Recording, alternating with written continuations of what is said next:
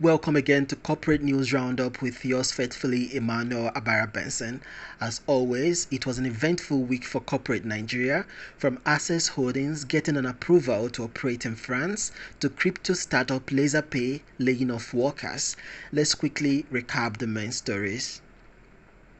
Last week, Access Holdings plc finalized its acquisition of an indirect stake in Sigma Pension Limited. The acquisition followed earlier regulatory approvals from the National Pension Commission (PENCOM) and other regulators.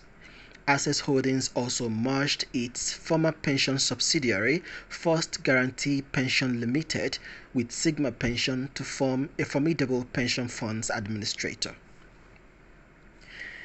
In a different development, Access Holdings announced that it obtained regulatory approval from French authorities to begin operations in the European country.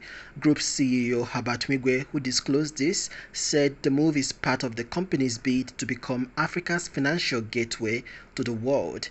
In line with this development, Access Holdings said it would be establishing a new subsidiary in France that would be called Hydrogen, which would specialize in supporting intra-Africa trade.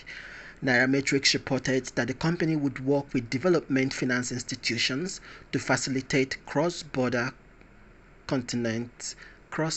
payments.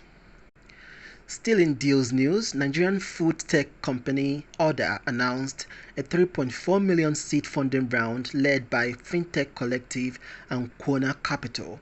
Order said it plans to use the money to improve its service delivery and help more African restaurants to maximize their business operations. In an interesting development, Coscharis Motors entered into a strategic partnership with leading insurance company Tangerine Africa to make car insurance more accessible for Nigerians. Tangerine Africa would offer a fixed rate of 1.75% on auto insurance on all cars purchased from Coscharis Group across all its locations. Another Nigerian crypto firm, LaserPay, announced that it would be laying off some of its workers. The crypto payment startup said its travails are not linked to the FTX crisis, but are due to biting economic challenges in the country.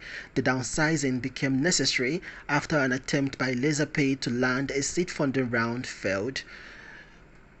The lead investor pulled out last minute.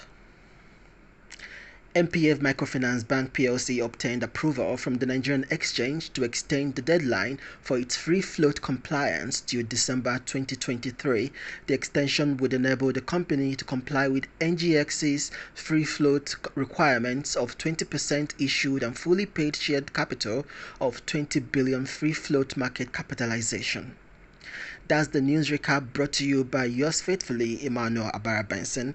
Thank you so much for joining me today, and do follow my page if you do not already. Wishing you a wonderful week ahead.